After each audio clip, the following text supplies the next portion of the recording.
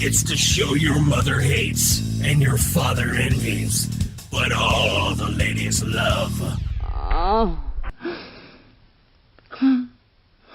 Welcome to the new and improved Destroying Kayfabe, only on YouTube.com, with your hosts, J-Paul and the unofficial fifth horseman, Paul Sweat.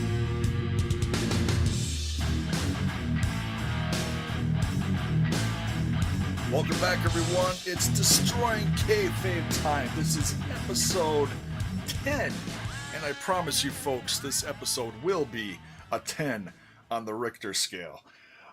This week we've got some fine Destroying Kayfabers joining us. We've got none other, the Styles. How you doing tonight?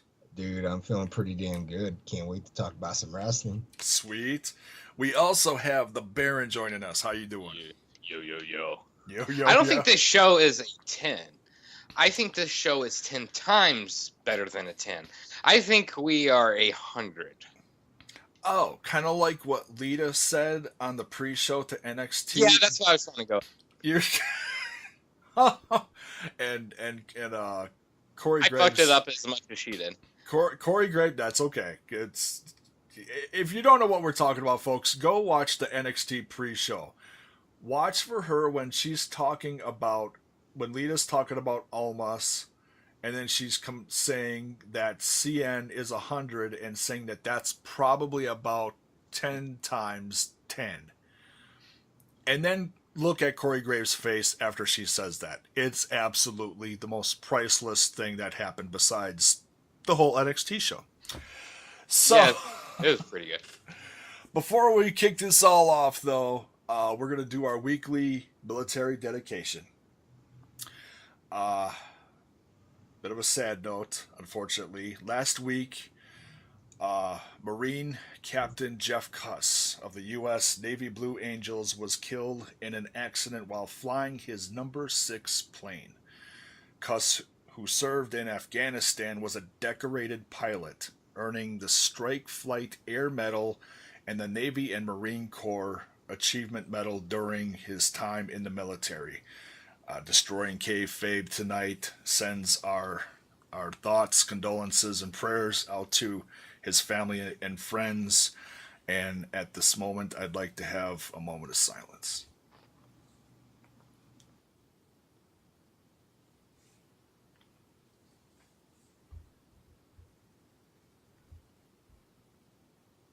All right. So, man, lots of stuff happening. I'm going to go over some Lucha Underground notes. Lion Claw will be joining us in a little bit. So hopefully by the time I'm done with Lucha Underground notes, he will be joining us. All right. So Lucha Underground this week, Season 2, Episode 20. Man, this season is just cruising along. It's like a snowball just flying down a hill now towards the end of the season, and it's not going to slow down anytime soon. It's called The Contenders. It starts out in Cueto's office, and Black Lotus comes in, and they're talking, and Cueto mentions that Ultima Lucha Dos is coming soon, and that's basically going to be the big grand finale of the season. It's like Lucha Underground's WrestleMania. And folks, if you remember last year's, it was nothing short of a 10. And he also informed Black Lotus that she was going to be facing Dragon Azteca Jr. in the ring, and that he wants her to steal his mask and give it to the Black Lotus tribe at the end of it all. So we already have our first match set for Ultima Lucha Dos. Pretty awesome. We finally get to see Black Lotus fight. Then we get to our first match, which really wasn't a match. Marty the Moth, it does his usual creepy stuff with Melissa Santos in the ring. Man, one of these times, I swear, when she's introducing him and he's all up and close and like practically humping her, she's gonna turn around and either slap him or knee him in the balls. I'm serious, guys. It's getting close.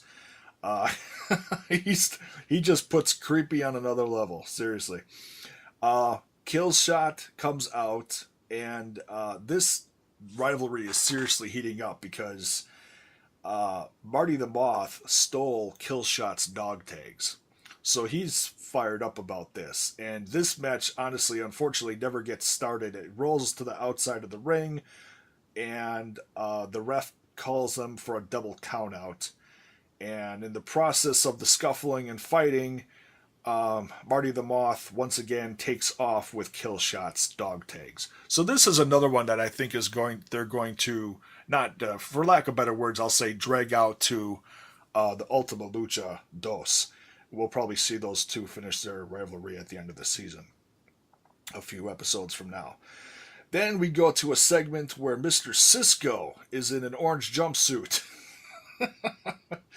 in an interrogation room, surrounded by Captain Vasquez and Officer Joey Ryan and Officer Castro, and they want him to wear a wire, and they're trying to bust Dario Cueto, and basically she wraps up the whole thing by saying that she thinks that Cueto is going to be the linchpin for the end of days. So as much as all these rivalries are starting leading into Ultima Lucha, there's something really big and dark happening outside of the temple that's leading to the end of season 2 here. So it's going to be very exciting to see what all comes down out of that. We then see our first nunchuck match between Aerostar and Drago fighting the team of Jack Evans and PJ Black. Jack Evans, once again, being all rude to Melissa Santos, grabbing the mic, doing his own intro, introducing himself as the Dragon Slayer. And Melissa Santos is just not having a good day. Someone should, buy her a cup of coffee or send her some flowers or something. It's just a shame she gets so abused in the ring. No respect for Melissa Santos. But yeah, this nunchuck match, basically the guys were scrambling to get to the nunchucks because they were strategically placed all throughout the temple. You had to climb up to grab them or find them and whatnot. These guys ended up just beating the absolute snot out of each other. Aerostar and Drago did come out with a win, though. This match was very exciting. Then the main event was just absolute chaos at its darn finest. It was a 6-on-6. We then find out the purpose of this 6-on-6. The 6 who win this 6-on-6 will go on next week to a match called 6 to Survive, where these 6 will fight each other to find the number 1 contender to fight Matanza at Ultima Lucha Dos.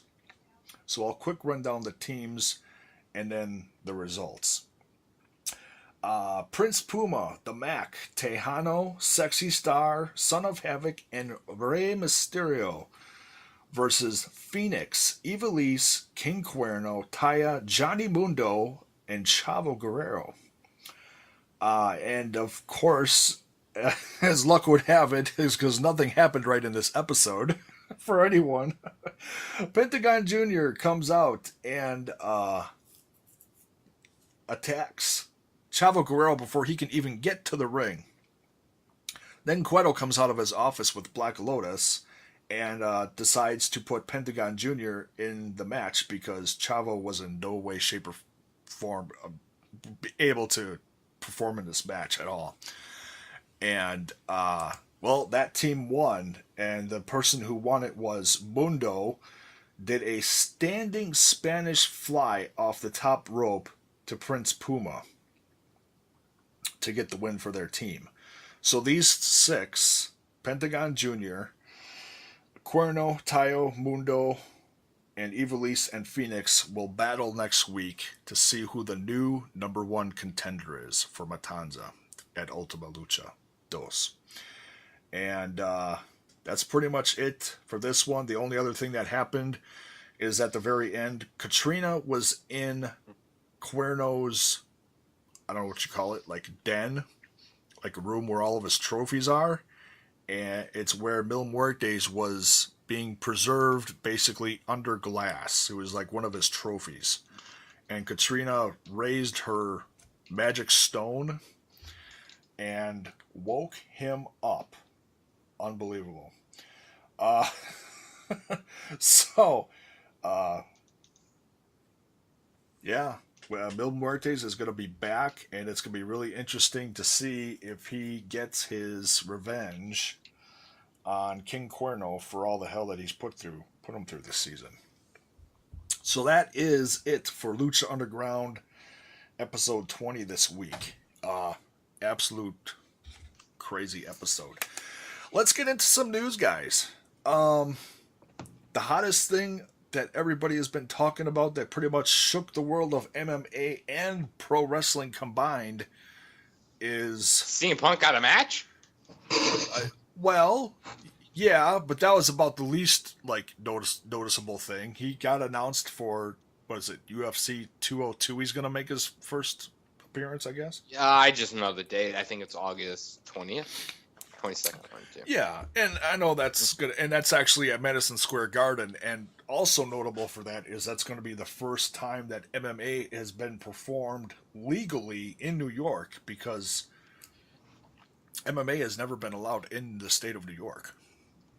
So that's a big step for martial arts, or mixed martial arts, excuse me, in general. So right. Yeah, that's it's not just Punk's first fight. It's actually a history-making event. So yeah, Punk's in it, of course. But I hope he gets obliterated. Well, it's going to be interesting. You know, it's all eyes are going to be on him that night. But before that, at UFC 200, and I want to get your guys' opinion on this.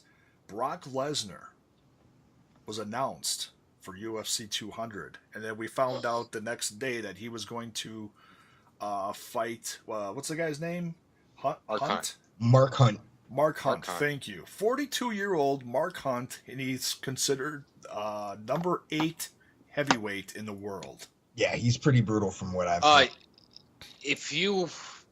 Definitely go look some of his YouTube stuff up. I've seen his fights. The one thing that when I think of him, I think of as Samoan, as he is. Yeah. So the one thing I know is to not fuck with a Samoan. Right. And this guy is pretty badass.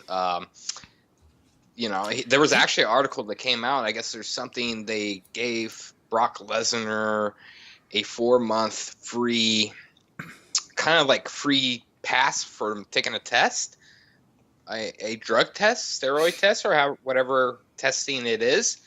And Mark Hunt made some comments on that, which was pretty interesting, saying Brock Lesnar is basically juiced up. Oh, yeah, I read something to that effect, that to get approved for a fight, something to the effect of you have to have X amount of time ahead of time to get cleared. Mm. Now, why he would have to get cleared, I don't know why. It's like, then you got to think, okay, well, doesn't the UFC and WWE have the same policies? Or similar, you'd think? It's different companies. So he can't take a test for WWE because that's going to be only for WWE. So he's going to have to take a test for MMA, UFC, but they basically gave him a pass on it. So he's not taking it. Yeah, it's just weird that, how he's getting cleared for that. And now, besides that, here's my opinion. I wanted to ask you guys what you think. In my opinion, as far as, how do I say this? I watched the Brock Lesnar interviews that he did the day of the announcement, or within 24 hours, he did a bunch of them. I understand, okay, as a competitor, that when he left the UFC, his disease basically made him, so to speak, tap out of the UFC. Okay, meaning his disease, that diverticulitis, made him give up what he loved doing. He couldn't perform because he was so sick. And so that was like haunting him in the back of his head, that he couldn't finish, he couldn't retire the way he wanted to. He was forced to. Right. And so that he wanted to go back and prove that he could still do it. Now, I understand that competitive side of it. I get that. I understand that. But business-wise, on the WWE side of it, I think this is an absolutely horrible idea. If I was Vince McMahon and the whole board surrounding the top guys in the WWE, I would flat out tell him, no, you are under contract with us till X amount of, whenever his contract is up within the next couple of years. He's got a lot of time left. And say, if you want to do that after that, that's fine. But for now, absolutely not. I mean, who's to say, he gets into this fight with Hunt, and Hunt completely destroys him. Which will happen. So, and now granted, I have no doubt that Brock is in better shape now than he was back then. Now granted, he is older, but if you look at him physically, he looks a lot better. If you look at him the night he came out and surprised John Cena a few years ago, and compared to now, it's night and day difference. His body looks like he's much healthier. But see, that's not his problem. It's not how his body looks. No. Yeah, right. But what his whole disease is still with him. You could tell from what it is, and it gives you a high heart rate every time he's in a match. That man is tomato red. Within the first 5 minutes, the man is just sweating and looks like he's going to have a heart attack. Yeah. Absolutely. I don't think he's in great shape. Do I think WWE should have not let that happen, let him go there? No, I think it was actually a very, very huge thing for that to happen like that, because spotlight's on Brock Lesnar right now. Yeah. And no matter what's being brought up in that conversation, that's the WWE. Yeah. Plus, Vince McMahon is probably the smartest businessman that we'll ever know or think of, at least in my mind, unless you're Donald Trump. Well, yeah, you may not agree with what he does in the business, but he is a smart business guy, yeah. Oh, $1 billion company. Absolutely. Yeah. So my thing is right now, what did he get out of that?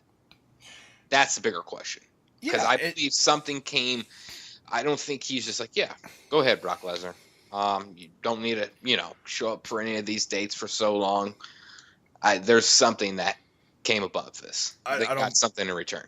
I don't believe that arm wrestling story for a bit. No way. Yeah, I kind of can. Arm wrestle if you want. That just sounds lame. Yeah, that's... Well, just like Brock Lesnar's promos. Lame as hell. Styles, what do you think of all this? I mean, are you excited about this? Do you think this is good business? Do you think this is bad business? What do you think? I think it's both. This could be a win-win for the WWE if Brock Lesnar pulls out a victory over Mark Hunt. But if he loses this could hurt his reputation, both the UFC and the WWE, because when he returns, his next match would be possibly at SummerSlam. And you're going to have everyone talking about you got knocked out or you tapped out or whatever, whatever Mark Hunt does to him in that match. This is basically cannon fodder to me, and I'm more excited about CM Punk having a fight at UFC 202 than I am about Brock having his fight. Fuck Lesnar. Yeah, I agree. Fuck Lesnar. Sorry, Dizzy, but yeah, fuck Lesnar for this. Yeah, I agree. Sorry, Diz. Love you, buddy. But fuck Lesnar. I think WWE. I think in all reality, I mean, this guy is getting paid a lot for this appearance in UFC. So I don't think he really gives a shit if he wins or loses. He's going to have a big payday. But I really believe they got something in return. There's been talks about Ronda. There's been talks about other female competitors coming over. I can't remember the name. I But think her last name is Paige. yeah, Obviously and not- doing something with the Not the WWE's divas. Paige, but it's some Right. blonde. Yeah. Mhm. So her doing something in the women's division has been talks. So I think they got something good in return. Yeah, and well, what's funny is Brock. That was one of the first interviews. Sorry, I can't remember the name of the lady who interviewed Brock, but she brought that up, saying, "What is WWE? Is there something that WWE is getting in return?" And Brock flat out said that that's really close-minded thinking, that the WWE should have to get something in return for this. And I thought that was really interesting. I mean, of course they're gonna shoot anything down and try to keep something a surprise. But the fact that he was like, "No, I'm that much hot shit that, everybody is just gonna benefit from this." It's like, wow. and that could be it. We could totally be thinking of, just going out of the box here. But really, they may not get anything in return, and really, it will help the WWE. Brock Lesnar is a big time, whether I'd like to admit or not, but he's a big time name. He is. Yeah, I mean, I'm not a big Lesnar fan either, but yeah, he is. He's big bucks. Yeah, and everything's in all those interviews. One thing came up the most, and WWE was brought up quite a bit. So this is publicity for them. Yeah. So they're gonna make bank no matter what, and that's a smart decision. It's good to see Brock Lesnar going back in that ring. I mean, and now that we're kind of on the MMA talk, I would like to bring up one little thing. Sure. About the death of Kimbo Slice. Oh, that's right. Yeah. Rest in peace, Kimbo. I don't know how you guys feel about him or whatnot, but it's upsetting because I used to watch a lot of his YouTube videos. He had a lot of fights on YouTube prior to going to MMA. The thing that freaked me out the most, and I've seen a couple of his fights. I was never really a big, I heard his name a lot, but I never really paid much attention to it. He didn't do well in UFC, by the way. He didn't do very well in the UFC. Oh yeah, well he's fought for a couple different MMA companies, I think, didn't he? Yeah, Bellator, and all them. He fought here in St. Louis, actually, Ken Shamrock. Okay. The most shocking thing for me when I heard the news, in fact, the news came out the night, was it Monday night? It was the same. Was it the same night of Brock Lesnar, or maybe I think it was during Raw. Yeah, it was during Raw. Okay. He's my age. He's 42, and that was the thing that hit me like, damn. I mean, and nothing. I don't think anything has come out yet as far as cause. I haven't looked for it, but was it okay? Yeah. And I'm sure they're gonna do a toxicology on him or whatever to see if there was a cause for the heart attack. You hope it wasn't anything. Hopefully no prescription drugs. Yeah, nothing illegal substances or whatever. But nonetheless, rest in peace, Kimbo Slice. Styles, what do you think about Kimbo? Dude, I was shocked. Like, I heard the rumors the other night on the internet, and it was Wrestling News, I forget what it is, on Twitter, posted that he passed away. But I was looking over, and the number one source for news on this stuff is basically TMZ, and they haven't confirmed it yet. So I wasn't taking it with a grain of salt at the moment. Yeah, that was the one thing that I was trying to find confirmation on it. Everybody, the first thing I saw is I was going through Twitter as I was live tweeting Raw that night, and I saw Goldberg. That was the first thing I saw. Goldberg tweeted about Kimbo passing away, and I was like, what? Wow. Yeah, and it's been a rough year. Rumor has it that he was supposed to get a heart transplant. prior to his death. Hmm. If I knew better, if you're an MMA and you need a heart transplant, doesn't that basically take you out of the MMA field? Oh yeah. I would think so. So does that mean Bellator was not, following policy by any chance as well? Oh, as far as like, you talking about that they should not have cleared him? Is that what you're saying? Pretty much. Yeah. Yeah, but I don't think he's possibly. been in a fight for quite some time. Yeah, his last fight was against Ken Shamrock like almost a year ago. In St. Louis, yeah, I remember that. And that wasn't a big No, that wasn't televised or anything like I that. I thought he just fought that. Oh, what the heck was that guy's name? Just like a month ago, like King Dada, wasn't it? No.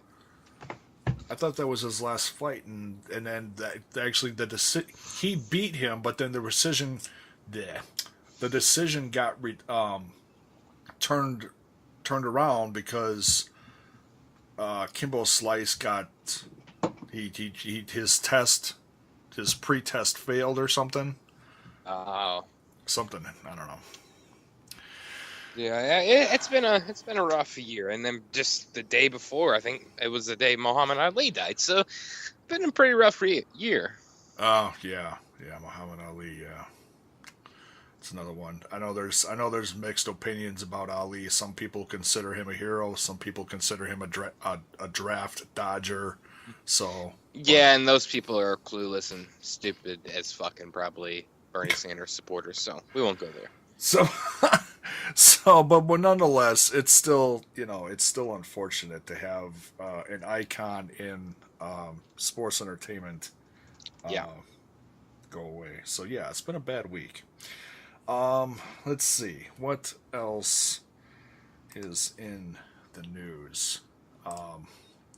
Let's go to our fellow podcaster, mindofcarnage.com. Oh, here we go. Top of the list. This is interesting.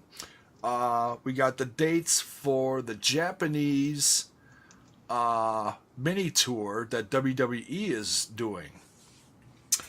Well, here's a couple that stand out. There's see what you guys think about this. We've got Becky Lynch versus Asuka. And the next day we've got Natalya versus Asuka. We also have, and by the way, these are on July 1st and July 2nd. This is their European tour for NXT, right? No, this is the WWE tour for Tokyo. Oh, Japanese Tokyo. tour, Okay. yeah. Okay. They've got Shinsuke Nakamura for both dates. One fighting, are you ready for this? Bray Wyatt. The next day, he's fighting Kevin Owens. Damn. Yeah. Is this not going to be televised? Jeez. Oh, I'm sure they're going to be recording this, and I'm sure the footage is... It's going to end up on the network. It probably. That's my guess. So that's in, what are we at? Today's the 9th. That's in 1, 2, 3, just over 3 weeks. That would be pretty 3 cool. weeks away. I have absolutely no doubt that in that amount of time that they could fire up something and, hey, by the way, we're going to televise at least one of these, There's absolutely no rhyme or reason why they couldn't. Let's see. What else is going to be on this? John Cena versus AJ Styles for both of them. That certainly is going to be good. We got some tag team matches. Usos versus the Club versus the Vaudevillains versus the New Day. That'll be fun.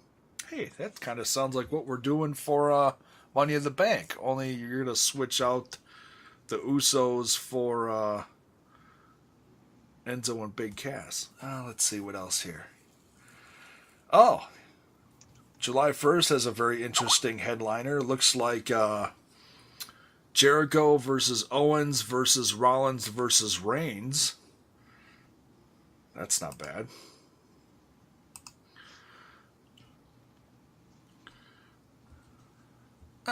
And We we lost the Baron. I'm sitting here reading down the list and didn't even realize what it was. Oh boy. Well, let's get him back. There it is. There he is. Hey, just had a little issue with Skype. It looks like. Oh, well, Damn doggone it. Gotta love Skype. Oh, I tell you what I was having issues with before we get into some more news. I was doing a Lucha Underground review for my own YouTube channel. And about a 10-minute video, give or take a little bit. And I start to process it, and YouTube informs me that it's going to take 3 hours. So I canceled it. Can't wait to see what it says when I'm processing this bad boy. 3 hours? Why so long? I don't know. Sometimes YouTube is just a pain in the ass. So, we'll just cross our fingers later and hope we can actually have a show on later. So, let's see. Scroll down here. A little bit of TNA news. Top TNA talents contracts ending soon and have not re-signed yet. The list goes as such: Jeff Hardy, Matt Hardy, Bobby Lashley, and Drew Galloway. Now, I have no doubt that they're going to re-sign some of these guys. Maybe not all of them. It says here Matt Hardy is reportedly going to resign, with latest talks being that he would resign on TV in the ring. Okay. TNA is looking to... Yeah, keep him over in TNA. Don't bring him in WWE, please. Yeah, we're going to talk a little bit more about some other stuff regarding him in a second. I'll just quick read the rest of this. TNA is looking to lock up Jeff Hardy, Drew Galloway, and Lashley to contracts which would allow them to control their bookings. The downfall is that the talents in question are big names who charge a ton of money for indie bookings. By allowing them to control bookings, TNA would have to fork out a ton of cash. So we'll see where this goes in the near future. One big thing that went viral this past week, and I want to get your guys' opinion on this too. The last episode of TNA from last week, not this week, but last week, had a very interesting segment of Matt Hardy and Jeff Hardy. God. Yeah, that, you know what I'm talking about. The where he walks in the house and the wife is leaving and Matt's playing piano, and then a fight goes on out to the barn and Jeff Hardy gets attacked, and oh man. I don't think I watched any clips of that, but I heard about it. Oh man, go look it up. I watched both takes of it. They have a director's cut. Yeah. I said to myself, how could you put even a director's cut on there? If it was awful. The only cool spot on there was probably Jeff and Matt going through that table together, and not even that was that good. But did you see the alternate version of it between Eli Drake and EC3? I was just gonna bring that up. That was flippin' priceless. That made my day. Tyrus playing the part of Rebby Sky and carrying Rockstar Spud as the baby underneath a blanket. That made me almost fall out of my damn chair. I was laughing so hard. Folks, if you have not seen this, go to TNA's YouTube channel. It's on there. The funniest part of all that is most of these guys that recorded the alternate version of this are down in Mexico. They were fighting the AAA Tag Team World Cup. And I wish I had more information on that, because that actually looked like something I would want to see. It's basically teams of 3 fighting each other. You had a TNA team. Excuse me. You had an American team. You had a Lucha Underground team and a AAA team. And I think maybe a couple others. I'm not sure. I think they also had some women's teams fighting. Basically, it was stars from all around the world fighting in AAA. It looked pretty cool. So yeah, the fact that all these guys were down there, Eli Drake, EC3, Rockstar Spud, Tyrus, I know I'm forgetting someone. There were some other guys, I think, in that video. I forget. But nonetheless, yeah, that clip was absolutely... it was a riot. It really was. Oh, let's see. I think that's pretty much it for major news that I wanted to cover. If you guys think of anything else. Yeah, I got nothing. Got nothing? Okay. All right. Well, then let's jump into some... Oh, shoot. Let's get the Baron back first.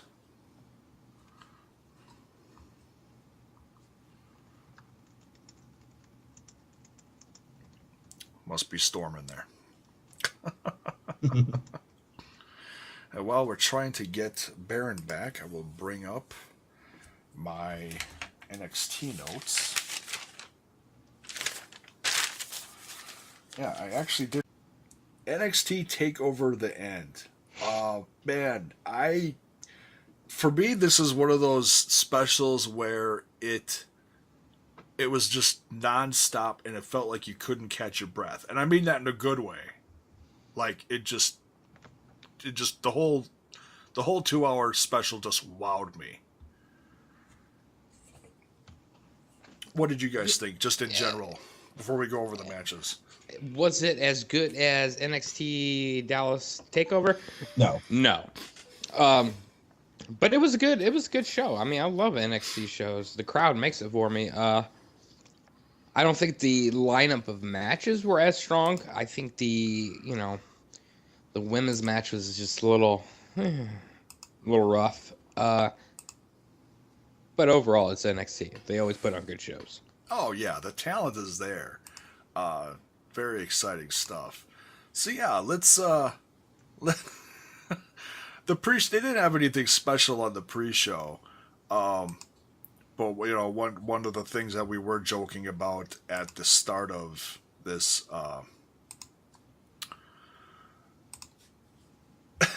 show was the thing that Lita said, and then Corey Graves' response to that was absolutely priceless. That was a riot. No matches on the pre-show though. I heard there was a dark match, but I don't remember who it was, so I'm not going to get into that.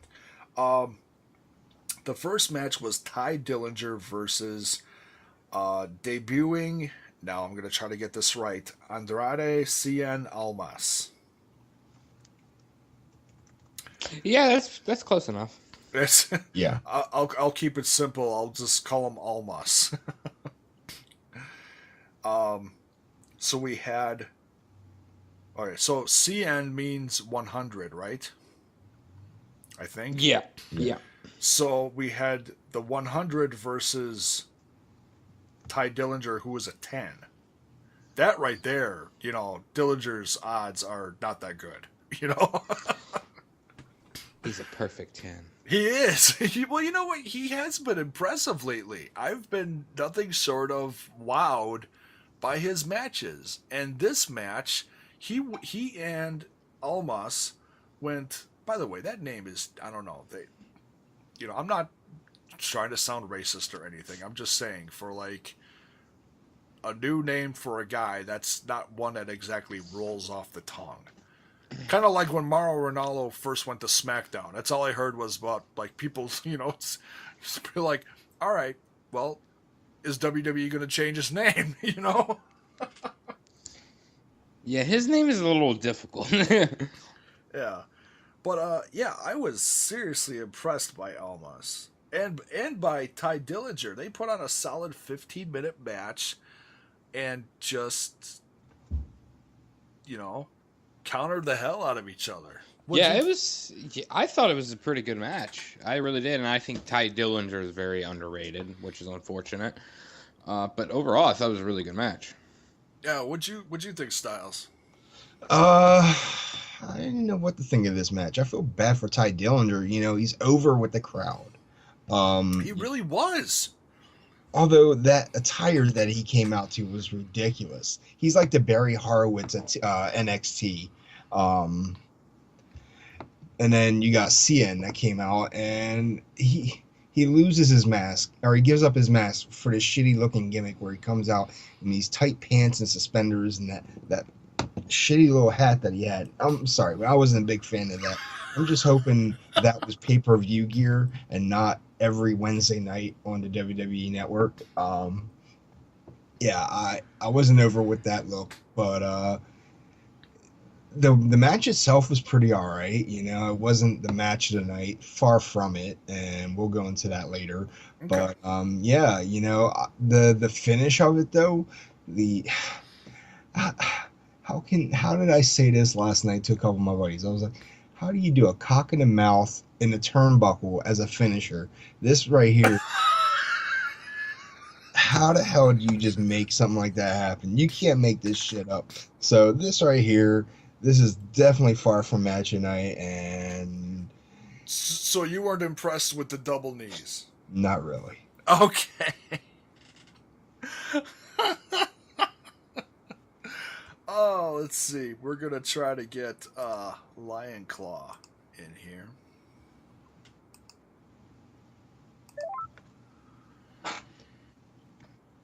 Before we get into the rest of this card. Lion Claw! Holla, holla! Holla, holla! How you doing, buddy? That's, What's up, player? We were just starting to get into TakeOver NXT. Oh man. Did you watch it? Yes, I did, and I must say that's close to 5-star they can get almost. Yeah, it was a good show. We were just talking about the first match, so you did not miss. You did not miss much. Okay. What did you think of the debut of Almas versus Ty Dillinger? Almas is a beast, for real. I mean, he is very impressive. The way he moves so quick and just quick to reverse, and it was a pretty technical match if I remember right. But he was just a monster on that. He's really fast. I'd like to see more of him in the future, for real. Yeah, they really knocked it out of the park as far as a first match of the evening and a debut. You know, now Styles was just saying that he was not impressed by the finish. I was, but it's because of how Styles portrayed it. Why don't you tell Lion Claw what you described it as? The cock in the mouth turnbuckle finish. Yeah, that was wow. Okay, yeah. You Kind can't of weird finish. finish, but It kind of like put a whole new, revival thing on the X-Pac corner. You know. Go I Buster. quote Ron. Yeah. I quote Ron Simmons. Damn. I mean, it looked wicked, and I didn't even think about how it looked until you brought that up, Styles. That's very interesting. I'm going to have to... Wow, okay. Oh, I could Oh, just imagine the memes they're going to start after this show. The only other thing I got to comment about this is I saw someone say that regarding Almas's look when he debuted, they said, well, we know where Kalisto's gay hairdresser gimmick went. I was like, oh, hell no. Oh, poor Almas. But nonetheless, he put on a hell of a show. But yeah, his ring attire, hopefully that'll change in the near future. And, you know, because I don't want to make fun of him. Cause Like you raided Vito's closet or something. Yeah, there you go. Something. Wow, that's a good one. But yeah, let's go to the next match, which certainly took a huge surprise turn at the end of it. and I think shocked a lot of people. I know I got this one wrong on my predictions. The tag team champions, American Alpha versus the Revival, trying to get their belts back. Man, this. When you're they don't want to call this developmental anymore, but I'm still going to call it that. When your developmental system tag team, bunch of guys can put on matches like this, it just, man. Man, wait till these guys hit the main roster. It's going to be Just hope they keep their gimmick and not mess with it, like they've done in the past. I think they're gonna be okay. I don't see them doing much to change American Alpha or the Revivals. I mean, they're both solid. I think American Alpha would do okay on the main roster.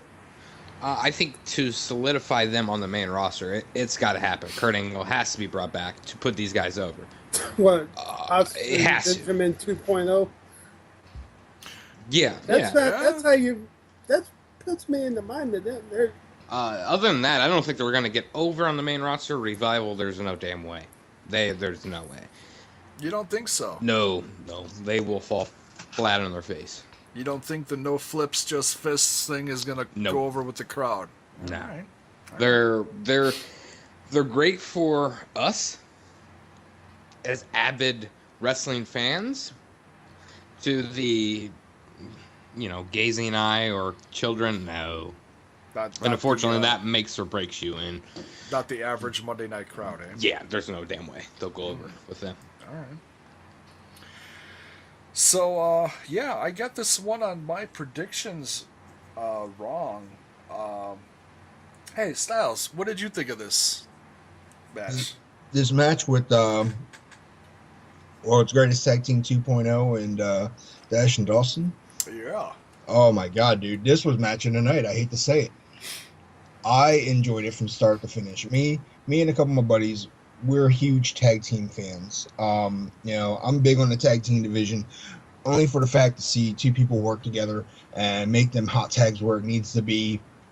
Plus, you got 4 different people with 4 different styles of wrestling. To see a double angle lock, and I'm saying an angle lock because they just showed signs of Kurt Angle's appearance in the upcoming weeks, and it's going to happen. He's going to show up either at NXT or they're going to bring these guys up to the main roster sooner or later, and they're going to be the next World's Greatest Tag Team. From start to finish, they had the best in-ring psychology. There was a lot of ringside interference between both sides. But if anything, Gable, he is the breakout star. When it comes to him being a singles competitor in the future, I think this kid's going to go somewhere. And, it sucked that they lost the tag titles last night, but you know what? It's all right. These guys, they've held it for quite some time since, Dallas? So about 2-3 months. That's good. Yeah, it seems like it was a fair amount of time because, we've seen the things happen since then. We've seen, we've seen them grow as teams, and we've seen other rivalries come and go. But, yeah. And then what happened at the end of this, and I'm looking for the names of these guys, and it's not on WWE.com. And all I know is Paul Ellering. Yeah, Paul Ellering. House. Yep. Yeah. Yeah. I mean, I've been hearing news bits about this tag team here and there. And one guy is a mixed martial art expert. The other guy, I can't remember what it is. I'm gonna look it up. That's scary for considering the size of the dudes. I mean, yeah, they're big boys. They are massive, and the funniest thing that Samoans are taking over. I thought they were Samoans, but I think somebody on IRC said they were American Indian. No, they're not either of that. I read an article, and I wish I would have kept it up for my notes for this. I apologize. One is Armenian, and the other one is something else. But they're both like European descent. Is it in? I think it's Indian. Um, but yeah, these guys. The first picture I saw of these guys about a month ago. One's from Netherlands. Okay. Salmania. No way I'm gonna say it right. He's Albanian from Netherlands. He was in MMA from 2012 to 2014. Huge in mixed martial arts. Yeah, that's one of them. Let's see if I can get information on the other one. There you go. But yeah, the first picture I saw of these guys about a month ago, they came out with masks on, and I was thinking, oh no, they're ripping off the look of Matanza from Lucha Underground. That was my first thought. Because I was like, oh, well, what's better than one Matanza? Two Matanzas, you know? So, but no, these guys are unique. They're badasses. The funniest thing I heard today describing these guys was, do you guys follow the Ranker, what's it called? Ranker website. There's a guy named Puppet. It's a little blue furry puppet that does little 5-minute reviews of WWE, like Raw, and like he did a review of this. He talks about wrestling, and he talks about it really fast. And when he was describing this team when they came out, he said that they basically looked like the Usos that found the ooze from the Ninja Turtle movie. And I was like, holy crap, that's really accurate. The Usos that found the ooze. I thought that was a riot. So, but yeah, I'm really impressed with these guys. The name of the tag team is they're the Authors of Pain. And so I was like, oh, okay, well, it'll be interesting when they come to, the light of day, NXT television. Well, they got the right person backing them, because, I mean... Oh, absolutely. I mean, the fact that look at the history of Ellering, man. I mean, he brought a Hall of Famer. I mean, come on. Can't get much better than that, other than from the South, maybe? And I'll tell you what's even more funny is I did not realize that Paul Ellering used to be a wrestler himself. You go look up Paul Ellering on YouTube, and you'll see some old classic stuff from the 70s and 80s, and he was actually like buff, like he was jacked, legit jacked. It was. I mean, he had the long blonde flowing hair at one point. I believe he was called Precious Paul Ellering. Yeah, too damn funny. So, and the promos weren't that great. But nonetheless, yeah, I did not realize that Paul Ellering had formerly had an in-ring career, and not just manager of being with the Road Warriors. I didn't know that much else about him. I really need to study up on this guy. But he's very unique, and the fact that he's backing these guys is pretty impressive in my opinion. That says a lot. It does. Styles, what do you think about Ellering being back? Dude, when I saw him, my jaw dropped. I'm here thinking, that's him. It's Paul. Yeah. It took me a second though, because I was like, that's someone who we haven't seen since the Hall of Fame a couple years ago. Yeah, when I saw him, I was like, what the hell is he doing here in NXT? I was like, did he get lost trying to go to Raw and SmackDown? But yeah, he's got a purpose and a role in the WWE again, and he's going to be leading a new big tag team, the Lost Shieldo. If anyone saw the meme of that yet, yeah, someone put up the Lost Shieldo. The Lost Shieldo. Oh man, that's bad. I know it's so bad, and I'm going to hell for saying it. But yeah, dude. Welcome back. For those who do not know who you are, you do not deserve to be a WWE fan. That's what I'm sick of today's generation of being marks and smarks and thinking they know all about wrestling.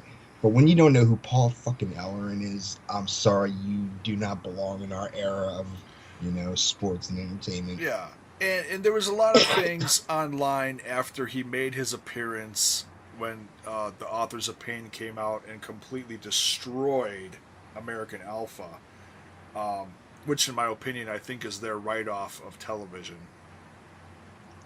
That's my guess. I didn't read any NXT spoilers for that got taped. I think 3 episodes got taped tonight. The only thing I read as far as spoilers, which if you don't want to hear this, close your ears for 10 seconds. There's going to be a match between Nakamura and Finn Balor. Wow. And I'm guessing that's going to be at NXT Brooklyn. Because those two shook hands in a ring. But that's all I heard. That's all I heard. Because I saw a picture of it on Facebook and I was like, well, there's your headliner, you know? But yeah, one other thing I think that Paul Ellering is going to be involved in is the official debut of his daughter. I think that's a good sign that his daughter Rachel Ellering is going to be a major part of the women's division in NXT. Now, she made her TV debut within the last few weeks, but I don't think it's been said that she's actually part of the roster yet. You know what? Let me go look at the NXT roster page. Let's just hope they don't do like what they did with Charlotte and Ric Flair. Well, you know what? I mean, Larry stand on her own and make a name for herself instead of. Well, yeah, in that aspect, yeah. I think it's a good thing that Rick was with Charlotte as far as bringing her to the main roster. Everyone knows who Ric Flair is, and it was nice to have those two together for a while. But the fact that they're not together anymore is what I've said is, best for business. It'll help Charlotte, become a stronger part of that main roster women's division. I do not see Rachel Ellering on here. I see a lot of new women faces on here, though. A lot of them. We got Peyton Royce, Mandy Rose, No Way Jose. Oh, wait, he's not female, sorry. Liv Morgan. Oh, God, Eva Marie. They still have her on here. Damn. Dasha. No, I think this is like a backstage interviewer. These Kathy Kelly and Dasha Fuentes. Carmella's on here still. We got Asuka, the Champ, Bailey. Billy Kay has been impressing me. And, of course, we have Alexa Bliss. And another new face is Aaliyah. So, yeah. I've actually seen her in the ring, I think, a few weeks ago. She's actually pretty decent. Aaliyah? Yeah. Well, I mean, she jobbed that night, but, I mean, she still put up a hell of a fight. Yeah. Yeah, I saw a Facebook interview with her, and I can't think of who the other girl was. Was it Alexa Bliss? It was someone. I forget who. But, yeah. So that was my introduction to her. She was quite goofy on Facebook. But nonetheless, yeah, the women's division down in NXT, no short of talent down there. And that's only going to make the women's division in WWE just stronger when they move toward Raw or SmackDown. Absolutely. Oh, and I can't forget Nia Jax. I apologize. And she was right next to No Way Jose, too. Damn.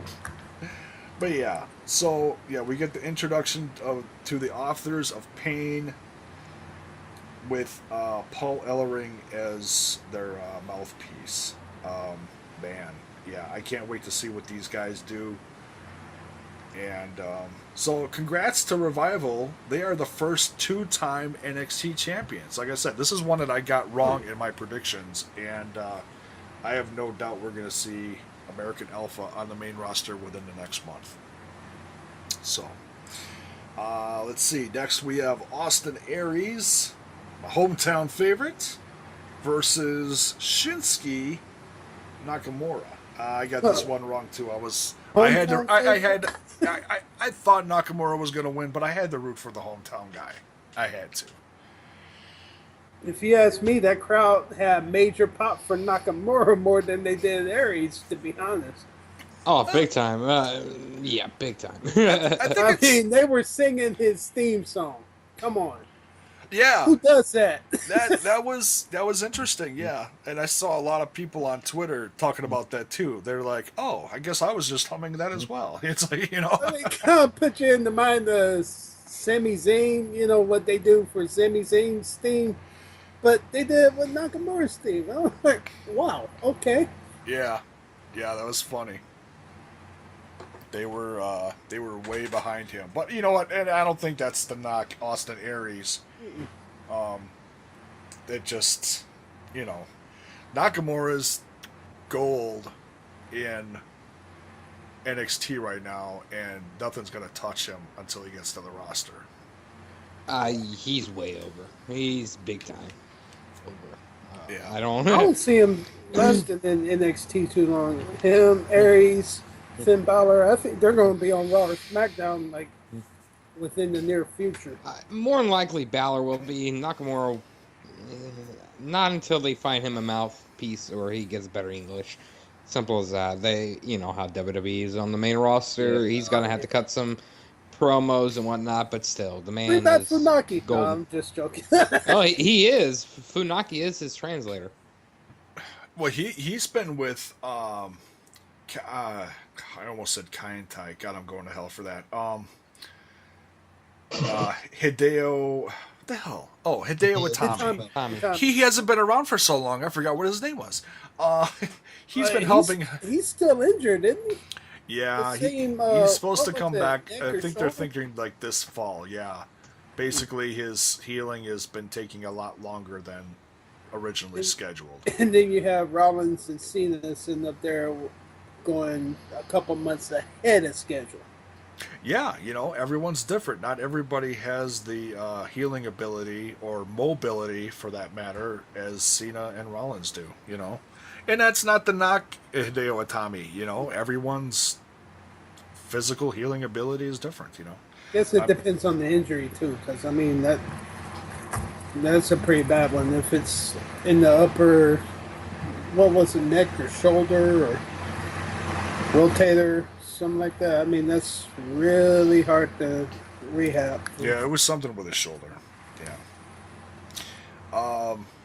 But yeah, this was an incredible match. Austin Aries was wrapped around his midsection, which surprised me.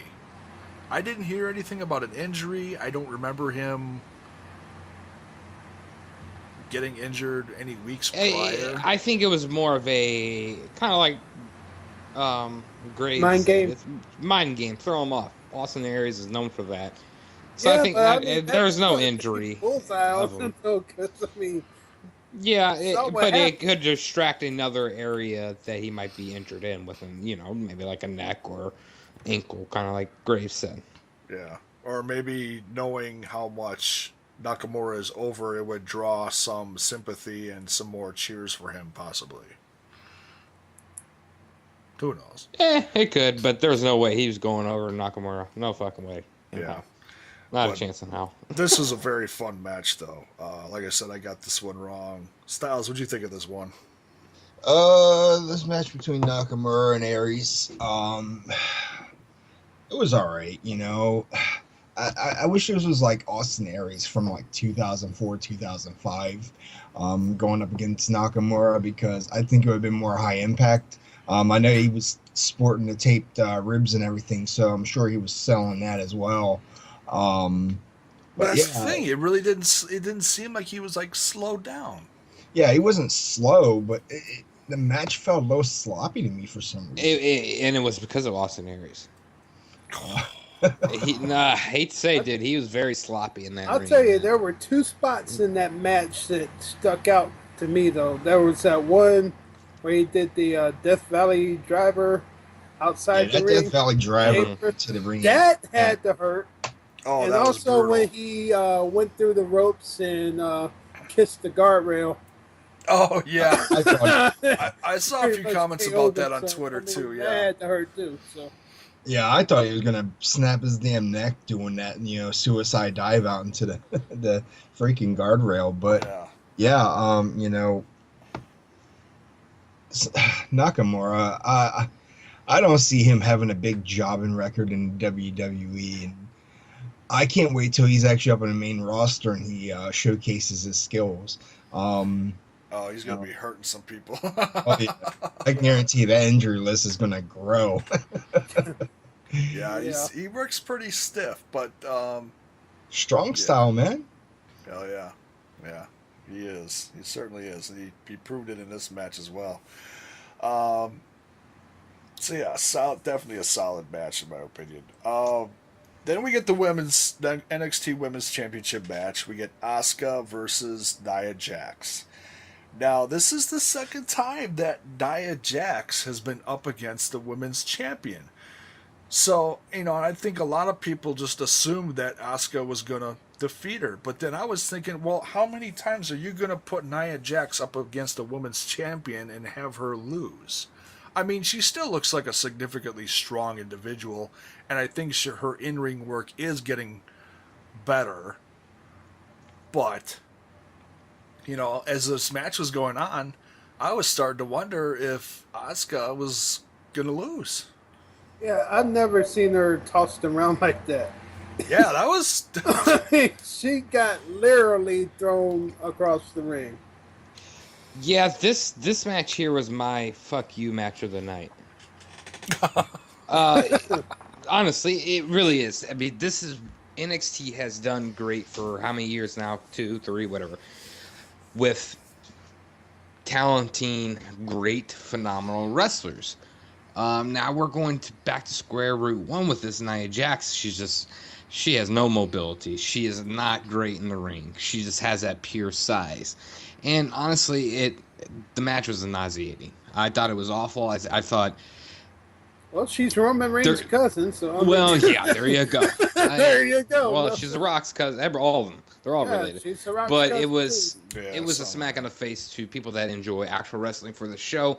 I don't think this should have been on the card. I think Nia Jax should definitely not be wrestling on NXT. Go ahead and promote her on a SmackDown or something, because she is god awful. Sorry. Yeah. Well, she's awful. She's a awful. completely different style. I mean, she's a big girl, and that's not right, and that's what's kind of, we kind of got away from in NXT, which has made NXT great. So I hope they don't continue to bring in these big people and kind of, just overpower the actual good wrestlers. No. Yeah, there are some that can actually wrestle. Oh yeah. You're gonna bring a girl like that. Bring in Jessica Havoc. Bring back Karma. They actually can wrestle. Nia Jax. I mean, she's not too bad. She could be much worse. But What about Nyla Rose? Who's that? Nyla Rose. Nyla Rose, yeah, indie superstar. We had her on our show one day. Yeah, Kat Von Hees. Another Oh one. yeah. She's a powerful girl. Yeah. You want to have a girl that's passionate about the business, not one that's like, oh, I have family in the business. Well, family doesn't get you far if you can't perform like your family. Yeah. And this is why she's going to be stuck in NXT much longer than anticipated. Yeah. Poor Baron was put on SmackDown. I don't want to see her on live TV anytime. Well, I don't either, but I don't want to see her. I don't want to see her fucking up this golden fucking. How about NXT. this? Put her in dark matches until she's no longer green. Yeah, I'm totally fine with that. Yeah. Put her on just so we don't have to see her face. Superstars or something. But I'm sorry, but she made Eva Marie look good. So Oh, ouch. Ow. Oh, wow, that's saying something. So yeah, you got my critique on this match. I'm glad that she showed some kind of spunk against Asuka, but Asuka yeah, until she got. I mean, it was hard for Asuka to take her down, and Asuka was throwing everything at her, and it's not to knock what Asuka was doing to her. It just showed that even though Asuka may be the queen of, we'll call her the queen of strong style, when you got a girl like Nia Jax, you got to throw a little extra at her, and that was proven. Those were some wicked kicks she was throwing too. Oh my god! I mean, she was about to kick her head off. I thought she was trying out for a football team or something. That was impressive. Hell yeah! So yeah, Asuka retains. Was certainly not the match of the night, but nonetheless, we still get to see how impressive Asuka is against someone, well, significantly, bigger than her. And we get the championship, the cage match. Before you say that, though. Oh, okay. Bobby Roode was in the back. Oh, yes. Thank you for reminding me. Yeah, it was, They were talking to, was it Regal? Regal, and you saw him walk in the background to office back there. Yeah, he just nonchalantly doesn't even look at the camera, but it just, all of a sudden, he walks behind Regal and walks in the office, and it was like, holy crap. So yeah, that's a sign, guys. I think we could definitely say that Bobby Roode is a given for a future NXT appearance. Maybe not for a while. I didn't hear about any spoilers leading into recording this episode, but yeah, I call that a given. What do you think, guys? Yeah, well, the rumor is he and Eric Young were in talks with them, so you can probably be expecting them in the near future. So you think? So you think those? Well, they're doing about... tapings tonight for the newest episode, so we won't know until probably later tonight. Well, and they're going to Europe soon. Yeah. And the rumors about him showing up on the European tour, well, that that kind of solidifies that too. Then. Yeah, I believe there's a sign. I don't think anybody just has a walk-in. They all got signed, but where has Eric Young been? The ball on was James Storm. They should have kept him. No, I'm glad they got rid of him. Actually, that man was he would be hot for a minute, and then all of a sudden just. I mean, he's an old guy. James Storm's he doesn't have much bookshelf, if you know what I'm saying. He's probably a year or two, and he'd be gone. Not even 2 years. I think he's very old. And I would like to see Bear Money at least once in NXT or WWE. Keep that TNA shit off of fucking WWE, man. Keep that off of my shit. Keep that garbage. Money's not off PG. Of here. Yeah, I'd say I wouldn't mind seeing that, but nonetheless, yeah, I think we're gonna see the presentation of a newly signed Bobby Roode somewhere within the next month or two, or they might save it for the next special. Who knows? But nonetheless, I think that's a given. So yeah, then let's get into the main event here, NXT Championship. And I liked how they dropped the cage. That's a first. I've never seen them drop a cage like that. It's like it was. Like all the sides were up and they just slowly brought them down to make the shape of the cage. I thought that was pretty slick. Yeah, that's how they used to do old cage matches. Oh, really? Back in the day. Yeah, that's how they did it back in the mid-90s, early 90s. Well, considering isn't this the first NXT steel cage match? Oh, it is. Oh, and you got to think, usually the cage is assembled in the regular WWE main roster television, it's assembled and hanging far above the Yeah. ring. But obviously, you can't do that at Full Sail University. The room is not that. It's not built like that. It's Yeah, not that tall. I just wish it was old school blue. That's what I wish. Oh, See I some do. blue cage, man. That was. Oh, Hogan versus Bundy WrestleMania 2. Yeah. That's what I think of when I think of the old blue cage. Yeah.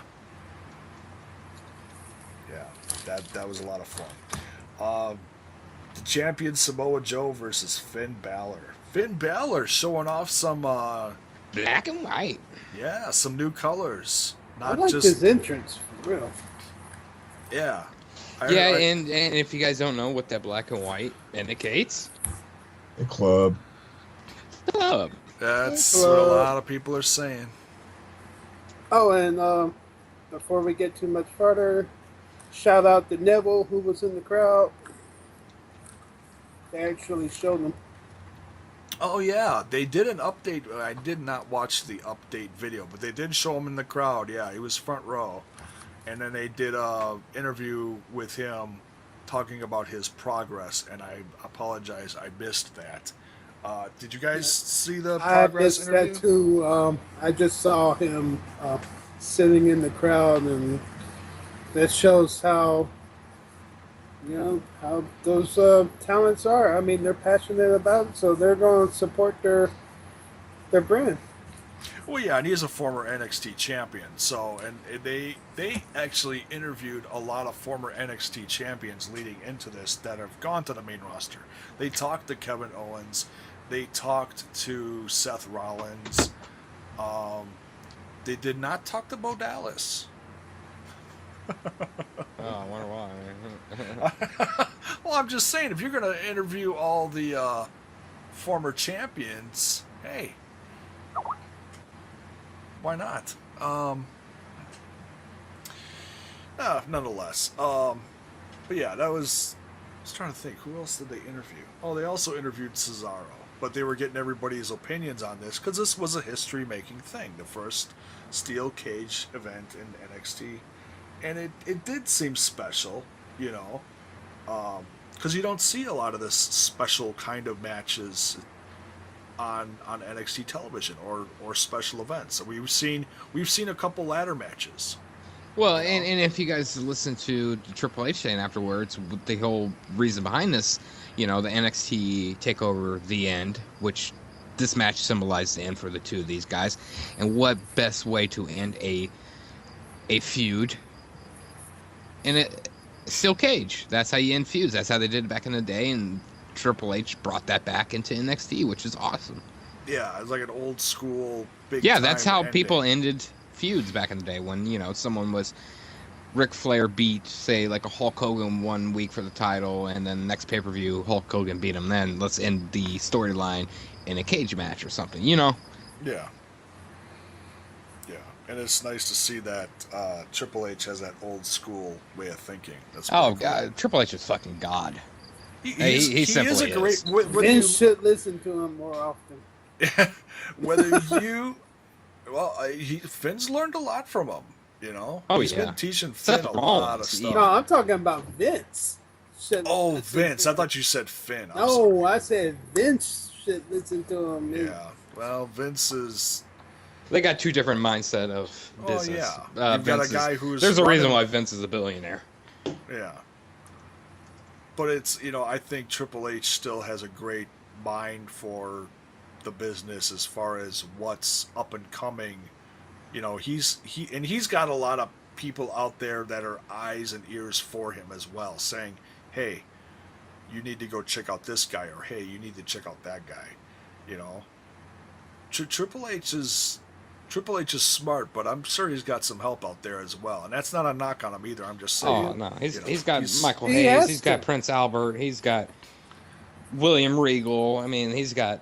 Well, yeah, great well, I'm minds talking around about him. people like scouting for him. Yeah. Oh well, yeah. I mean, all those guys do. I mean, that's what William Regal is. William Regal has found 90% of the talent they have. Yeah, when you hear about, William Regal was at a PWG event. Yeah, that's exactly what he's doing, And that's a good person for scouting. Oh, hell yeah. Willie And- Regal yeah. is an And this was incredible mind. this match though was really good. It was fun to watch. Yeah, it's fun, and not all cage matches are great cage matches. You've got and I'm the biggest freaking Dean Ambrose fan in the room, and I'll call the match between him and Chris Jericho a stinker. Okay, this was a good cage match. So many spots in that match. I mean, Yeah, some You that had, like really blew me away. what was that? Joe doing the insecurity on the ropes, on the top rope, on the cage. Oh yeah, And they had a wicked. Both of them landed kind of weird, but yeah, they really they pulled out all left the everything stops. in the ring. Yeah. Yeah, they really did. Styles, what'd you think about this, man? Dude, I absolutely like this match. We all know the psychology with the face paint and the makeup with Finn Balor. Every time he comes out, expecting to win the title with the demon look, but for some reason, Samoa Joe wasn't afraid of the demon at all, and he completely decimated him. Finn used a full arsenal against Joe, but in the end, getting that super muscle buster off of the top turnbuckle, I'm sorry, I would not sell that move to save my life. He was still laying there after that one too. Yeah, I'm sorry. Yeah, that looked scary. I mean, when the show went off, I mean, he was still laying there holding his shoulder. Yeah, I mean, and I think that ending kind of solidified that we're going to hold off on Finn Balor. He's probably more than likely going to be a big signee or a big draft pick in the upcoming draft. Probably SmackDown. yeah, I think that He'll was probably his be the write-off. surprise draft.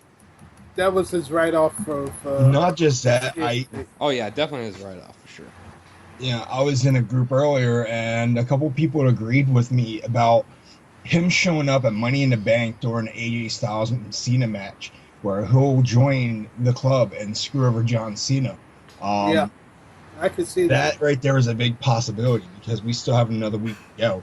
So that's more than enough time for Balor to rest up and get himself mentally prepared. And then that sets up a potential Balor versus AJ Styles when they start calling the club the Balor Club. Yeah, if that comes Talking to in the near future, Yeah, this is all stuff leading up to this fall. You're going to see the landscape of WWE change a lot between new faces coming to NXT television to more more well-known faces in NXT going to the main roster. Yeah, you're going to see a lot of stuff. But I think we're going to see a little bit more of Finn Balor down in NXT because, like I said, he... like I said in the little spoiler alert, and by the time anybody hears this, they'll have seen the pictures that have gone viral online of him shaking hands with Nakamura. So yeah, we're definitely going to see Finn Balor Nakamura before anybody goes to the main roster. Or could we see that on the main roster? Yeah, I think for sure. Especially watching the Triple H thing, it's pretty much confirmed that Nakamura is facing off against Samoa Joe. So I think this was his send off. It's going to be a high draft pick, or he could do what Styles said, that join the club. But that would mean he would have to turn heel, and I think Balor is more of a babyface. Will go over as a babyface much better in the company. So I don't see that happening either. But he's definitely done with NXT. That was it. They are trying like hell. If you watch that interview between Joe and Balor, they are trying like hell to make Balor a heel. Yeah, they are. But Balor's different. He's one of the tweeners that it doesn't matter if he's face or heel. He can play either role, and people still mark out and have a huge pop. It doesn't matter. You have a select few like that. AJ Styles is another one. he doesn't have to be a baby face, you know. Yeah, I think Finn Balor is one of those guys. You look at him, and I think the psychology behind Finn Balor is similar to the psychology of a guy like Jake the Snake Roberts. If you watch Jake the Snake Roberts promos, and he talked to you, he always talked real soft. He never yelled at you. He always talked real soft, but he still got his point across loud and clear. And I think Balor is going to be like one of those guys. Not saying he's like Jake Roberts. I'm just saying that persona of speak softly, carry a big stick. You know what Actions I'm saying? speak louder than words. Yeah. And how ironic is it that he's doing the charismatic Enigma persona or whatever, you know, with the face paint better than Jeff Hardy ever did? Yeah, Jeff Hardy's certainly doing different stuff down there. I watched the last TNA episode, and he's sitting there doing the Willow stuff still. I just, Yeah, oh my so God. I mean, he's pulling off what Jeff Hardy tried to do. He's actually making it work, though. So Yeah, it certainly is working. Yeah. So yeah, overall, a very solid NXT special, and I can't wait to see what they're gonna do, where this is all gonna go, leading up to the next one, which is gonna be Brooklyn the night before SummerSlam in August. So yeah, and like I said, yeah, we're gonna see the landscape between all the brands of the WWE change drastically. So I can't wait for that. Let's see. Let's run over some Raw notes. I don't think we're going to cover everything, but there are some significant things that did happen. I'll tell you what, though, as cute as it was, I mean, I'm one for nostalgia. I get a good laugh in here and there. But the whole Teddy Long thing, just, I don't know. I mean, I like Teddy Long, don't get me wrong, but just, I don't know. It just felt awkward as hell having him back. What'd you guys think? I actually marked out when he first came out. I'm like, holy crap, where the hell has he been? But I mean, yeah, as the night wore on, it's like, okay, this is getting pretty sad now. Yeah. That's an easy way to cheap plug SmackDown. The way Steph was doing it, I mean, Yeah, it was pretty. I kind of felt bad for the dude at the end, though. You know, She was pretty heelish this episode. Yeah, because when she was like working side by side with Shane, she was letting that nice side out. Little snarky here and there, but man, yeah, Shane wasn't around and she just looked nasty. Oh yeah, poor Teddy. Not gonna have a snowball's chance in hell at running SmackDown anytime soon. So he's actually running an Indies company. I forgot the name of it, but I think he's one of the big deals. Well, weren't they in the same town where he's from? could be. Is that somewhere down south? OKC. Somewhere. Where was this past? Raw was in Oklahoma City. Oh, Okay. okay. So maybe he's not. I'm not sure. I thought maybe he was from there, but it was just a easy way to cheap plug that SmackDown, because when you think of SmackDown, you only think of one general manager, and that's Teddy Long.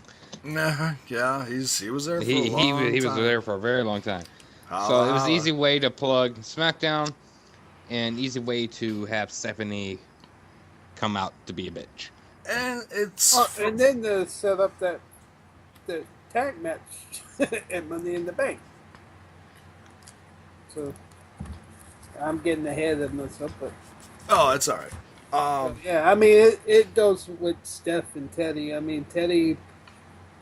Oh, you're talking about the four-way. The Fatal 4 tag match. Okay, for the And then WWE Steph Championship. actually got on the phone after he left and was like, "Hey, I have an idea for a tag match." Yeah. and we can jump all over Raw. We don't have to go in order. We can talk about that next. The Vaudevillains, Enzo Amore, the Club versus the New Day. I'm excited about that. Yeah. It'll be a fun match. It'll be interesting who comes out on top. I think Enzo and Cass will probably win. For real. For what they tried to do to Enzo that night, it looked like they were trying to hurt him again, but Big Cass just snapped. Oh, the fact that they tried to replay that? Yeah. Yeah, that was... And he went ballistic, dude. For real. Yeah, Cass is showing, week by week, Cass is showing a whole new side, a whole new, like, scary giant Yes. side. I mean, his promos are not that great. Enzo, by far, is outshining him there.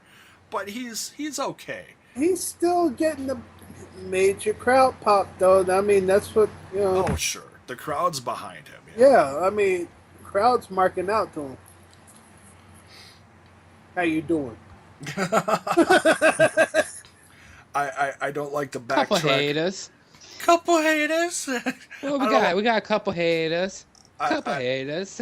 my favorite, though, still is, and of course I'm biased because it was in Wisconsin, but the week before, when they came out and they did the whole cheese rundown, I still love that. Gouda, how you doing? Swiss, how you doing? Cheddar, how you doing? Sharp cheddar, how you doing? And I'm not even going to mention I ran out of cheeses. Yeah, they are like, no matter what anybody says, they are gold on the mic. I'm sorry. I mean, they have it. They may not be the best in-ring guys, but they are very entertaining nonetheless. Very. Yeah. Styles, what do you think about that four-way they set up? Teddy Long set up one of the greatest four-ways of all time, and of course Steph taking all the credit for it. What a bitch. But I love her to death. Stuff, yeah. I think this is going to be an intense match at Money in the Bank.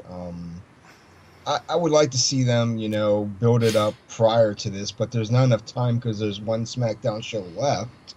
And for those who didn't watch tonight, it was pretty good. Afterwards,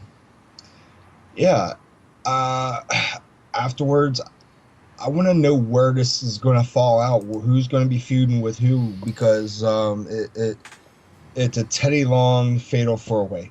So anything that happens in this thing, there's got to be a beginning to a new end. And I'm just curious what they're going to do with each tag team. Are we going to see the Club feuding with the New Day? Are we going to see Enzo and Cass feuding with New Day? We're going to see the Usos. I guess it all depends on who wins the tag titles that night. Yeah, I think the Club has a really good chance of winning, but yeah, we'll see. Yeah, I'm excited for that, definitely. Let's see. Well, we have a setup. How about the highlight of the entire goddamn night that put everything that was on Raw to shame? And that was John Cena and... Oh, the promo between AJ Styles and John Cena? Yeah. Fucking phenomenal, man. Shots fired. Jesus Christ, it was phenomenal. You know what? I'm not going to talk about the AJ Styles, what he said just yet, because everybody, I'm sure, will all have our opinions on that, how great that was. Oh, as far as how much of a shoot it was? Yeah. God damn, John Cena is fucking good on the mic. Yeah, he is. Whether you love him or hate him. He is the top tier on the mic right now in WWE. There's nobody better than him on the mic, hands down. Trash talk, that man will slaughter you. He can come out to a sea of boos and turn that crowd to love him in 2 seconds. He got a pop, man. When he was drilling AJ Styles, he got a pop. Yeah, he knows how to get that crowd on his side, and it's usually it's not always the cheap city pop like a lot of people use, but he'll take it completely off of him and throw it on something else that he knows that the audience hates more than him. Yep. So yeah, the guy's psychology in this promos is genius. Throwback to a little Dr. Thugnomics. Oh, that's what it reminded me of. That promo did. He brought out a little bit of thug. You could hear it in his voice. Yeah, for sure. That was great. That was my highlight of Monday Night Raw. was that promo there. And that broke down some damn walls, and AJ Styles got the, IWC, whatever the fuck you want to call him, in a mishap. I mean, like, he broke kayfabe. Yeah, a lot of they destroyed Kayfabe some was serious destroyed on kayfabe. that one. But Yeah. I have one that actually is up there. It's probably not quite that good, but it was opening one with the Money in the Bank ladder contenders. Where Jericho is Everybody, like, yeah, he's like stupid Idiotville. Oh, you won it in your home title? You know what I mean, I will say this, so and that not to knock the other guys on the ladder, Yeah. but Chris Jericho is another one on the mic in the past year that is, in my eyes, untouchable. Well, Ambrose is up there. No. Rollins is pretty good on the mic. Bray Wyatt. I mean, this is a show in itself, a roundtable topic, which. But yeah, I mean that segment was pretty decent starting off the show. Well, it certainly was unique. All of a sudden, everybody's sitting on top of ladders, and that's something I don't think I've ever seen And before. then Kevin Owens, I mean, he's actually, I mean, he killed it for real. Oh yeah, they all had their turn, jabbing each other and throwing little bombs here and there. It was to me it was awkward but fun. It was like the fact that it was like they're all sitting on top of the ladder. It just, I don't know, to me it felt weird. What was up with Jericho though that night? I'm telling you. Oh.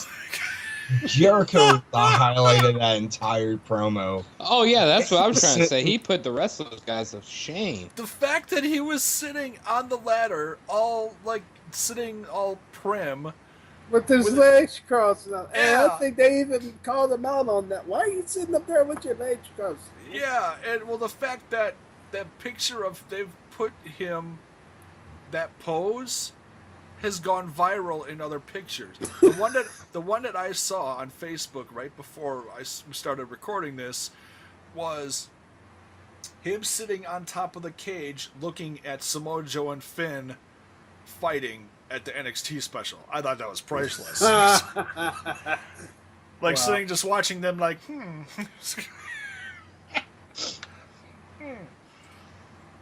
What do you I don't remember how they were involved in Raw. Let me quick look down the line of notes here. I don't think they had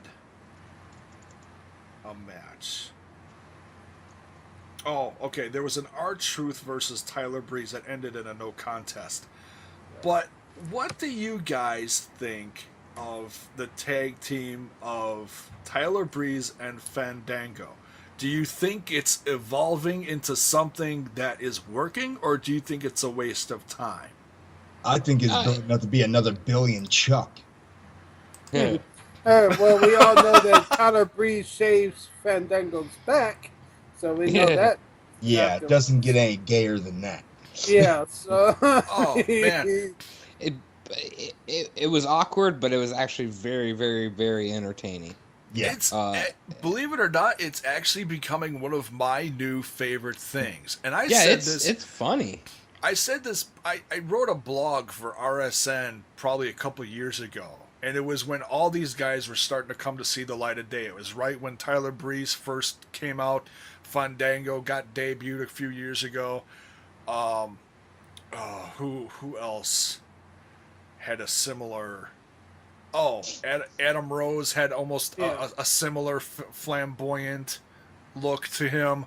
So all this stuff is kind of coming out at the same time, and I'm like, two of these guys are going to end up getting stuck together in a tag team. And I don't remember who I was thinking of who would be put with who, but I figured, because some of these gimmicks are like, a friggin' pubic hair way of being identical to each other. And what do you know? We have Fandango and Tyler Breeze together. And I saw an interview. It was one of those live Facebook ones. I believe it was on Tyler Breeze's Facebook. They did a locker room interview where Fandango, they were talking to him and Tyler Breeze and interviewing them how they came together and just a general interview. And Fandango was absolutely golden. I mean, I was laughing so hard I was choking at this stuff. And I hope this stuff sees the light of day on WWE TV soon. Because Fandango has not had the opportunity to, I mean, okay, he does his He has his stuff. WrestleMania moment. Well, yeah, and everybody sees him wrestle here and there now that he's actually in an on-screen tag team with Tyler Breeze.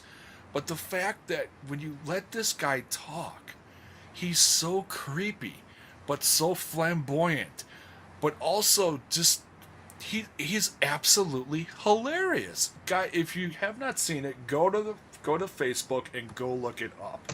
You'll piss yourselves laughing, cause when he's talking, he talks like this. The whole thing. Barrett said before, Finn Balor has to whisper. He has kind of like the creepy voice you don't want to come around to at 12. Oh yeah, yeah. And then he starts rubbing the blue fur, and then oh man, you guys have got to see that. That and he Facebook down interview and he's still made me fall in love with this team. Down. I mean that. Yeah, that is just hilarious. I'm glad they kept him for real because they were about close to cutting him. I think he would have been one of the ones cut. They didn't know what to do with him. If fans had to pick a name that they thought, whose head was on the chopping block coming up for near cuts, I'm sure Fandango was on that list. I mean, they let Damien Sandow go, and he had like one of the loudest crowd pops ever. Yeah. And they still let him go. You don't understand what their thinking is sometimes.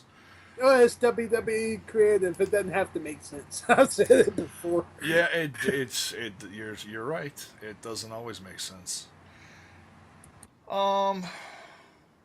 So yeah, there were some memorable moments on this Raw. Not everything. I mean, this is all leading up to Money in the Bank. So you've got the 6 guys all fighting each other. I don't think I thought maybe we were going to get a 7th. I think they're going to show the 7th man at the pay-per-view. You think so? I am high on it.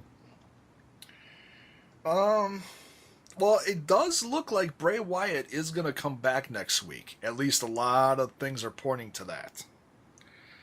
I could certainly see him being the 7th man.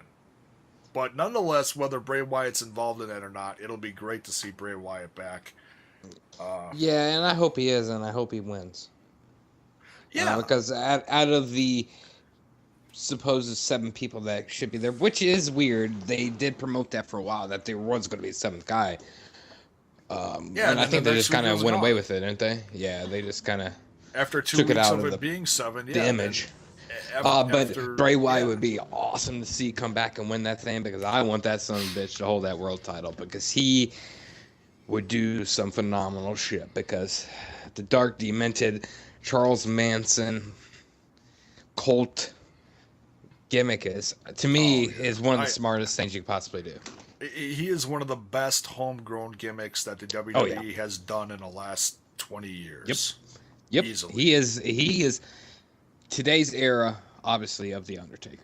And if they continued on with him, the path they went with The Undertaker, this guy would have a just as big career as The Undertaker.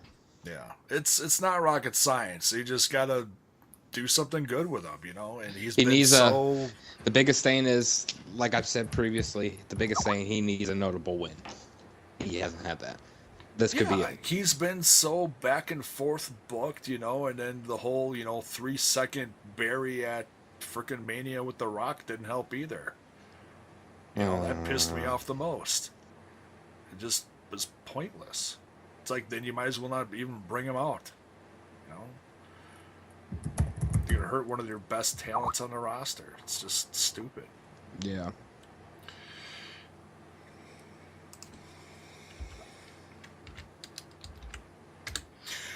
So yeah, hopefully he does come back Monday, and well, we'll see if we get a seventh guy. I'm good with the six, but nonetheless, I want to see Bray do something significant. I want to see Sister Abigail. I heard those rumors going around, and Bray actually put it on his Twitter.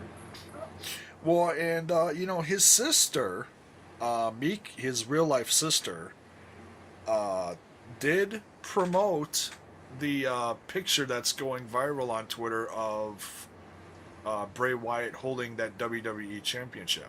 So I'd maybe- actually vow more for Paige than Sister Abigail, but hey, if his sister is a wrestler or whatever, and not just there's a showpiece.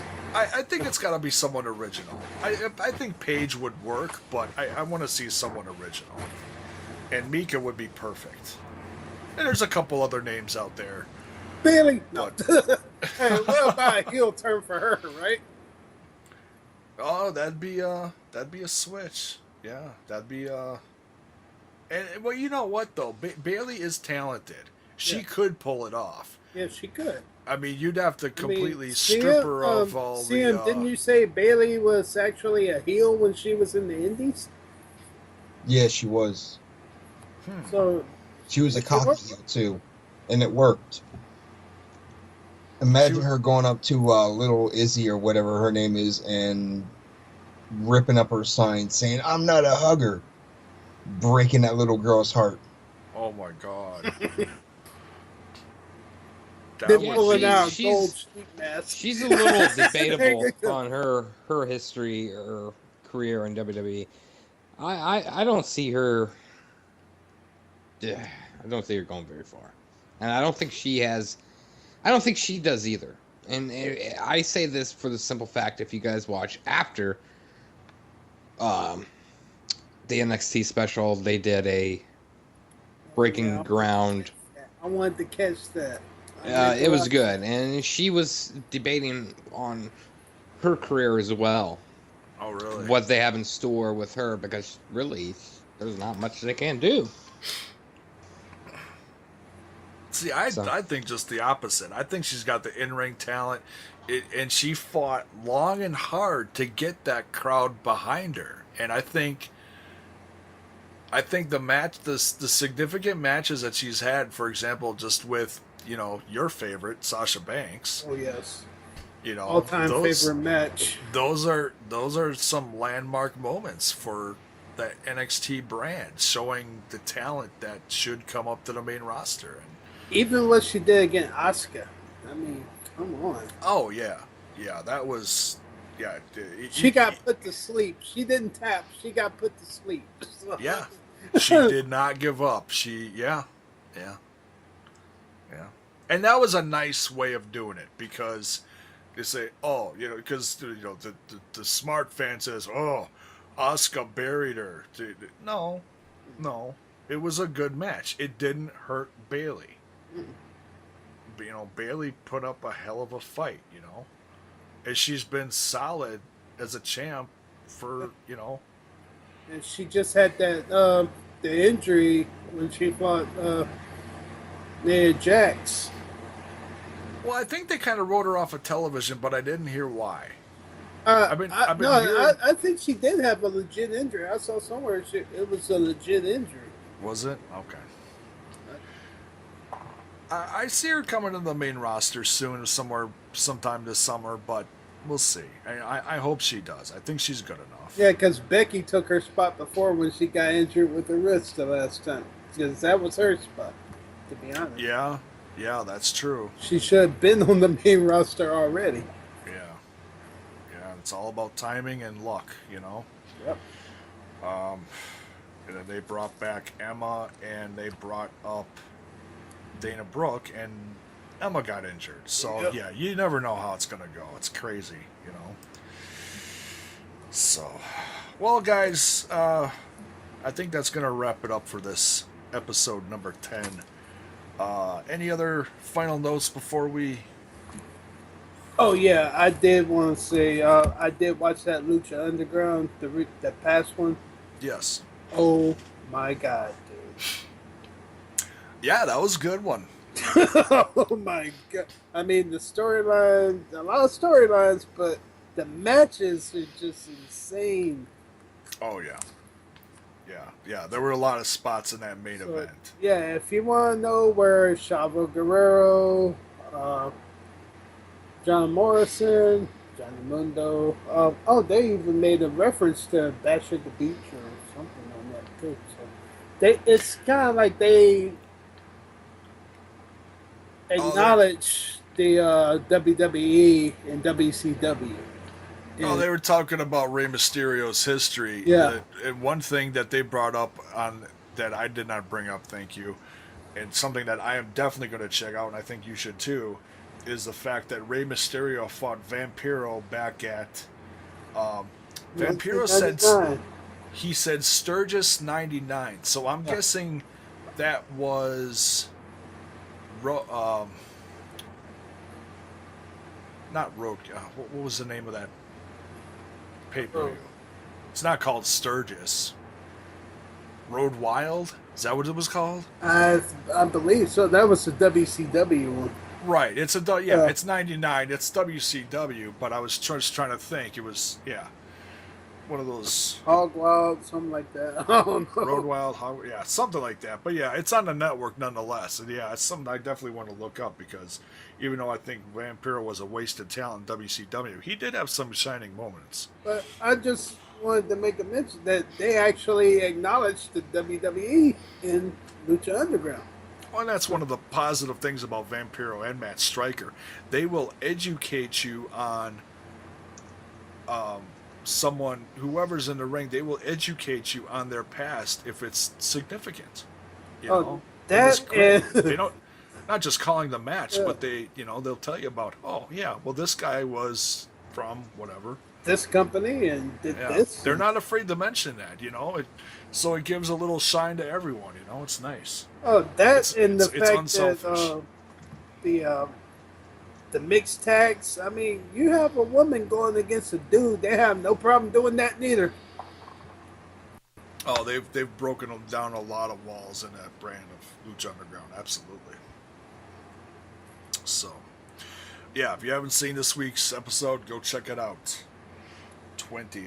We're on Yeah, the. that's. I think that's up there with the NXT. I'll put that up there with the NXT on that Oh yeah, absolutely. one. And we are Close on to the 5 stars. road to Ultima Lucha 2 or Dos, excuse me. Ultima Lucha Dos. Johnny So, Mundo's team. Wow. yeah, solid team there. So for these guys, I'm J Bone. Uh Thank you guys once again. We are 10 episodes in deep, um, and it's only gonna get better. So so we'll see you guys next week. Holla We'll holla. we'll be back to our regular day. We changed things up this week because Wednesday night was special for NXT, and we all wanted to catch that. So next week we'll be back to Wednesday nights. You guys have a good one. Peace. Peace out. Holla holla player.